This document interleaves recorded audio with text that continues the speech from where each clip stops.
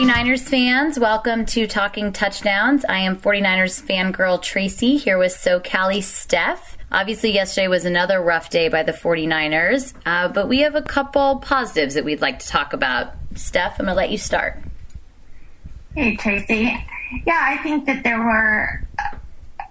it was obviously a tough game to watch by any metric, but the positives that I got out of it was that the defense looked very good, considering that they only gave up 17 points to the Packers, and they were on the field a lot, too much entirely, because the offense would go three and out, and it just kept happening to them. So for them to be on the field as much as they were and only allow 17 points, you have to give, them, their due, respect for that. And that's, this team has largely been built on defense. We've never really been a strong offensive team. So maybe that's something that they're trying to get right first. And then they're going to try on the same time get the offense worked out. There's a couple of things that you could see the frustrations. There were several instances of really bad body language on the field. Did you notice that with Torrey Smith and Anquan Bolden even? Yes, Anquan was angry. I did notice that. It's harder to see it from the stands, but I definitely noticed it, and I noticed it in watching highlights later, and it was very apparent that there's a lot of frustration on that sideline. Yeah, and I think they're feeling exactly what the fans feel. So they're kind of wondering what is going wrong here. And I think that they're, feeling responsible to a certain extent because they're actually playing the game. And the bad body language was kind of conducive of what we're feeling as fans. And I think it was kind of good to see that they're uncomfortable, that they're not playing to their best performance. And they know that. And I thought it was really interesting because Torrey Smith later said, yeah, my body language was horrible at times. I should never let my frustration show, especially to y'all. That's a good thing. That's not a good thing at all. I will work at that. It was definitely very frustrated because we're a better team than what we're showing right now. And I thought that was good to see because he was saying it's not all Kap's fault. He even went on to say, he says it's not all on the offensive line. It's not all on Kap. We have our own problems outside, and we have to be in sync on those plays to make it happen. And he was saying we have to get it together as a unit. And that made me happy because Torrey Smith is a veteran. He understands this game well. He has a Super Bowl ring to prove it. And he knows what it takes to get in sync. And I think that that's the frustration we're seeing across the board from all the players because it's not syncing as well as they know it can. So I think that's something that is positive, even going into the 1 and 3. I think it's fixable, believe it or not. I'm not sure if they're going to be able to do it, but I don't think it's all, the season's lost. I would agree. I mean, there's 12 games to go, and I agree with you. I think it is fixable.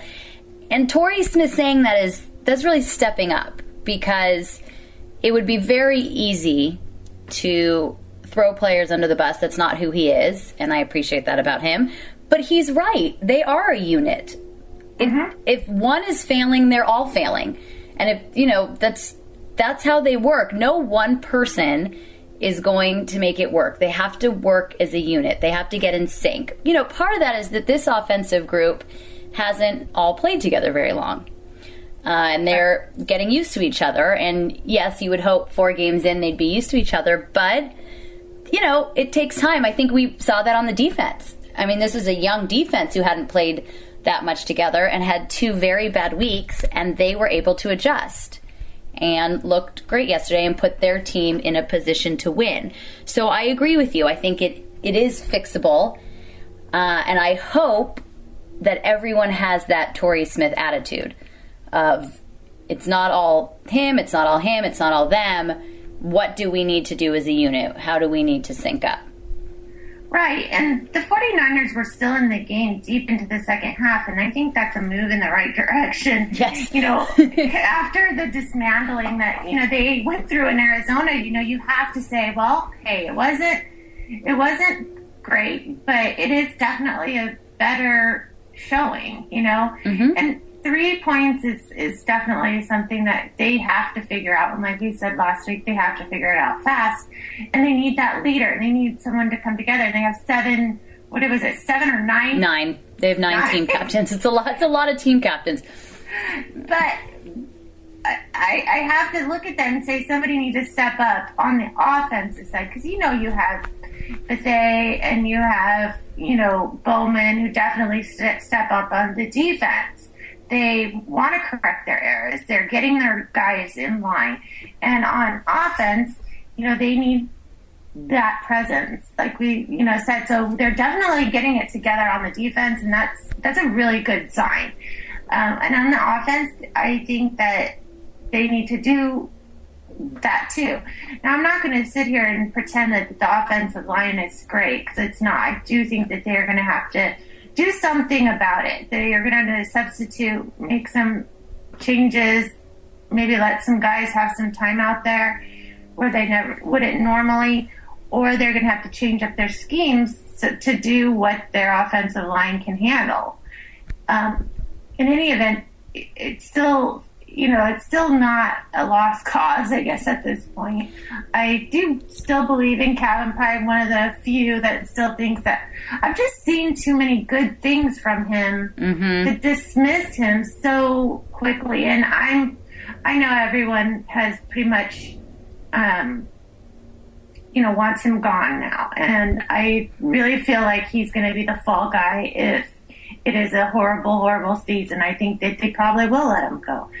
But I think that the 49ers would be remiss to do it, because I don't think that Colin Kaepernick is the next,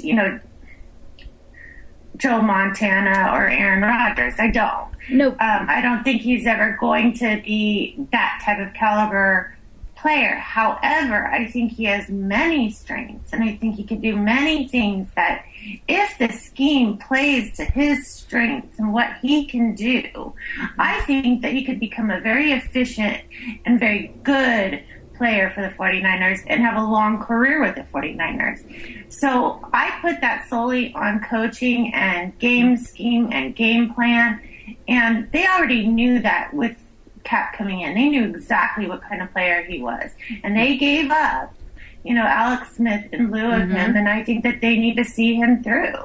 I 100% agree with you. This is an area where you and I just agree so wholeheartedly. This is who they have. This is who they put their faith in. And somewhere along the line, they moved away from what his strengths are. And I agree with you. It's coaching, it's play calling, it's the scheme. That is what's going to make Kap. I mean, we can't forget that 3 years ago, he took the 49ers to a Super Bowl. 2 years ago, he was in the NFC Championship game. So, you, in my opinion, you just can't give up on him that quickly. And you have to put him in a place to succeed.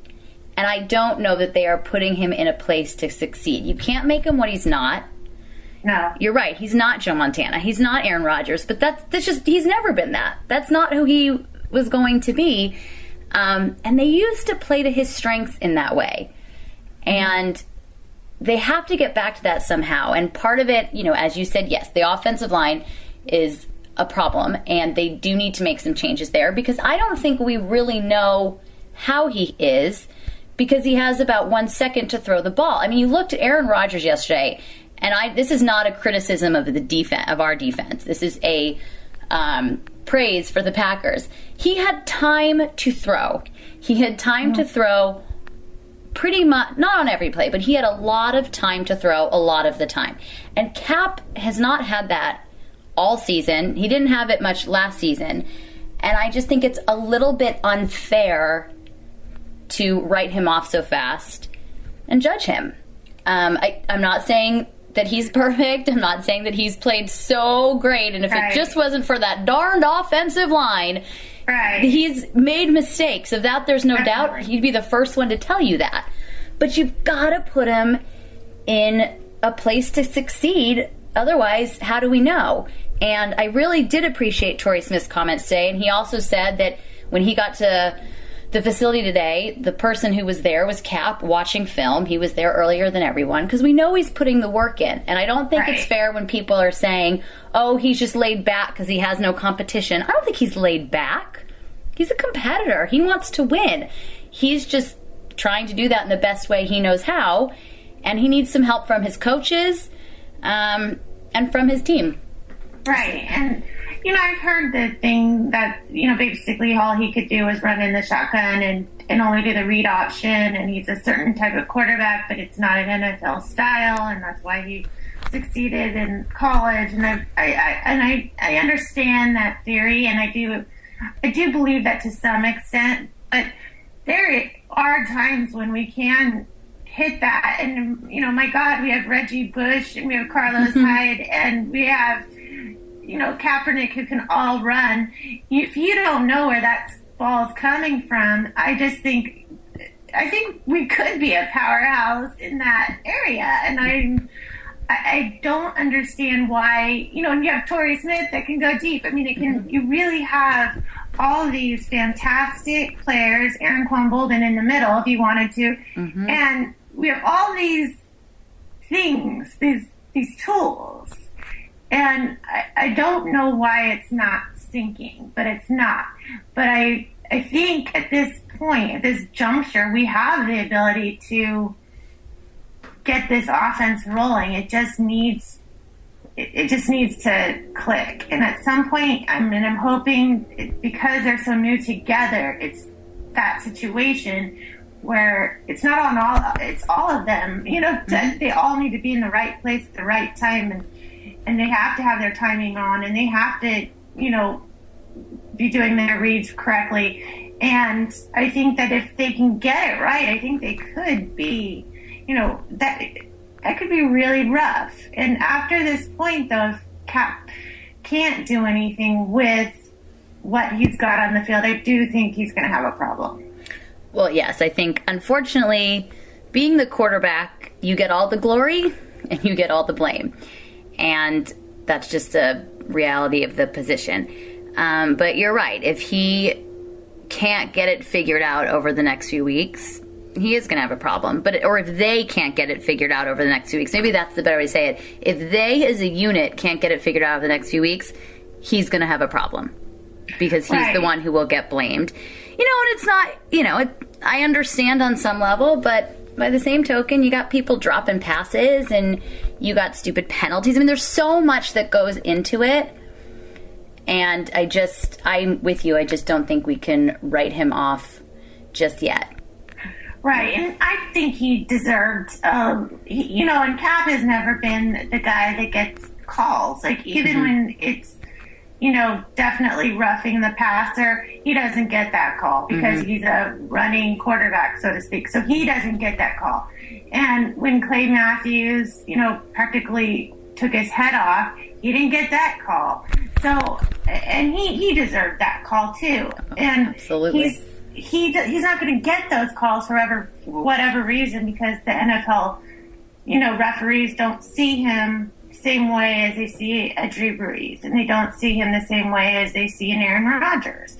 So he's working an uphill battle, and he's, and it's not fair to him, entirely. So I'm willing to, be fair with him and understand that, he is still a new quarterback, and in a lot of ways he has so many positives that I'm just not ready to give up at this point. Well, and I think also at this point he doesn't have a viable backup. So it doesn't, I think as a fan and as a coaching staff, I'm not a coach, but I don't think there is a reason to give up. It's not like his backup, it's not like it's 2012 and the backup's Alex Smith and you're like, well, this just doesn't seem to be working out. This is who we got. Blaine Gabbert is just not a viable option. He's not a starting quarterback in the NFL. I'm sure he's a wonderful person, and I know he works hard, and he had a nice preseason, but he's not a starting quarterback in the NFL. So at this point, with 12 games left, for the fans to give up on him seems silly. For the coaches to give up on him seems silly. Like, this is who we have. So why not support him and make him the best quarterback he can be? You know, something that concerns me a little bit during games is I do feel like sometimes the coaching staff does give up on him. And they make these decisions and the play calling. And, you know, I've always been a little hesitant to second guess coaching and play calling, because you're not there and there are so many things and there's so many factors that go into what you do. But that being said, putting that aside, there seems to be a real lack of pass plays. And you see on Twitter, and everybody talks about it, like, does the coaching staff have no faith in Kaepernick? And that to me is concerning, because if they're acting that way, how will he have the confidence to play, and how is he going to feel any other way?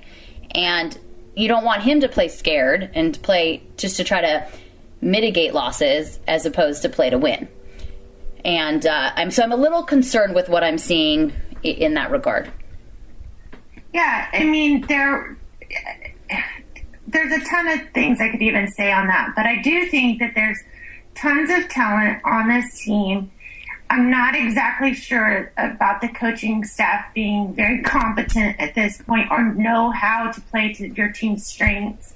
You're seeing it on the field. I mean, players are running into other players. Mm-hmm. You know, you have a wide open Vance McDonald dropping a pass that I swear I could have caught that. That was so inexcusable. I was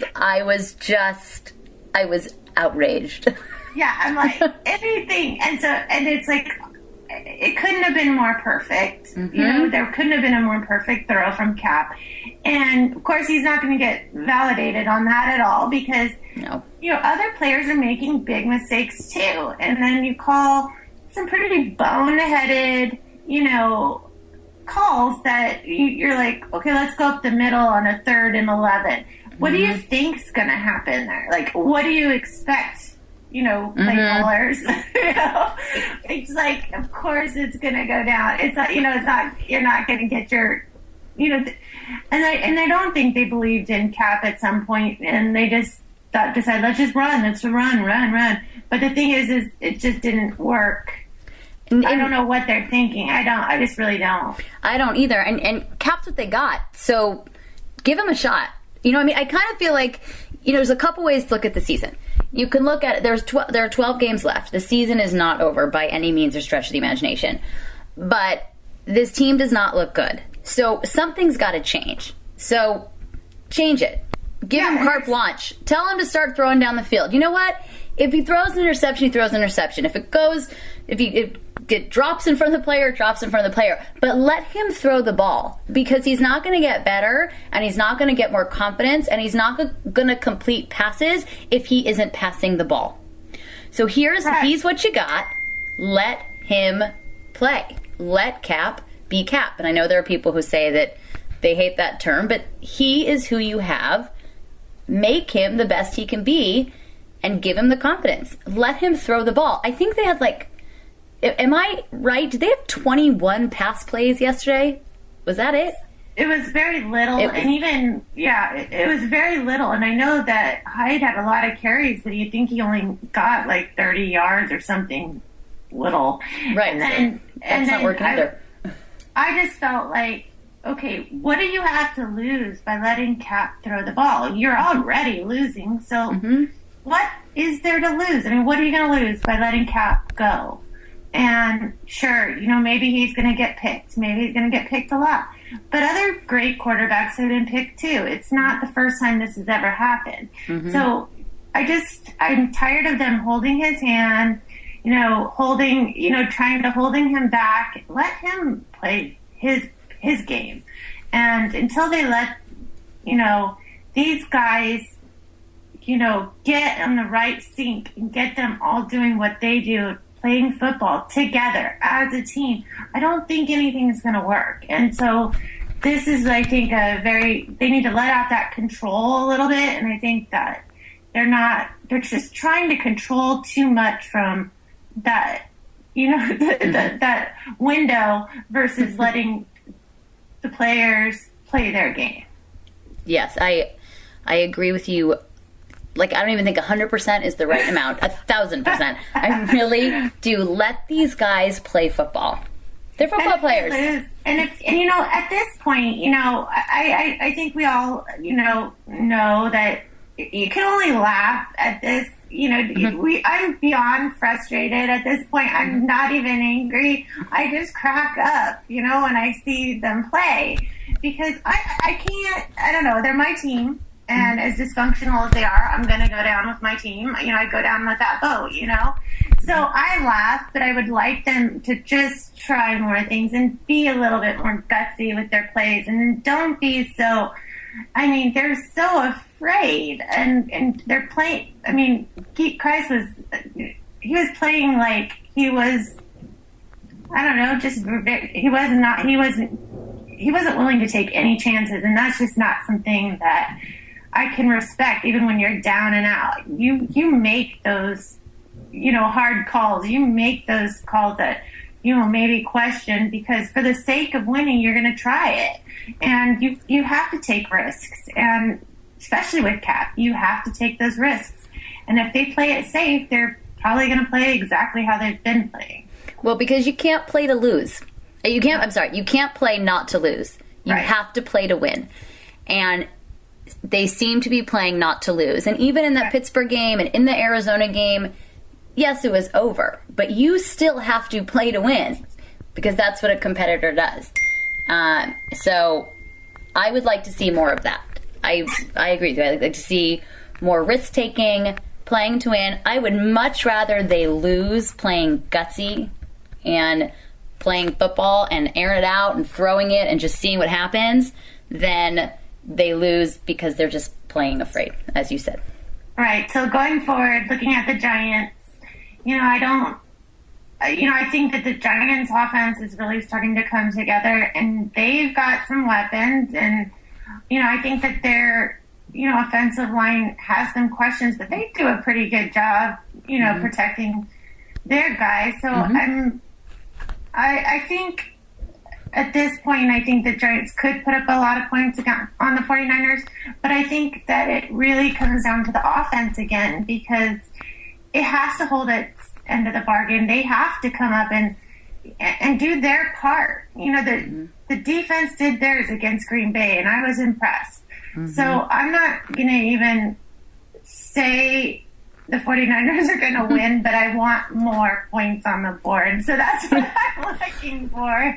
That's fair. I'd like them to be competitive on both sides of the ball. That's what I would like to see. I would like them to be competitive on both sides of the ball. I'd like to see that things are getting worked out. Right. Navarro Bowman said that yesterday. He said, we're getting it, I'm paraphrasing here, but, it looks like we're getting it right on defense. I know they're going to get it right, and we are going to come together. And so that's what I'd like to see. They could be competitive. If they score, this is going to sound so ridiculous, but honestly, if we can score 17 points on Sunday, 20 points on Sunday, Whoa. I know, I'm being crazy. Okay? I know I'm being completely crazy, but I will consider that an improvement. Oh, yeah. That would be huge. Huge improvement. I don't even care. Obviously, I'd like the 49ers to win, but that at this point, it's almost like an irrelevancy. Like, just score some points. Get it to work. Just score some points. That's all I want them to do. Just score some points. And I think, well, Steph, I think that kind of sums it up. Do you have any parting thoughts for our listeners? No, I think we're going to do well, and I think we are a sizable underdog going into New York, but I think that we can, at least be somewhat competitive this week, so I'm looking forward to it. I am too. All right, thanks all for listening. We will talk to you next week. Bye all. Bye-bye.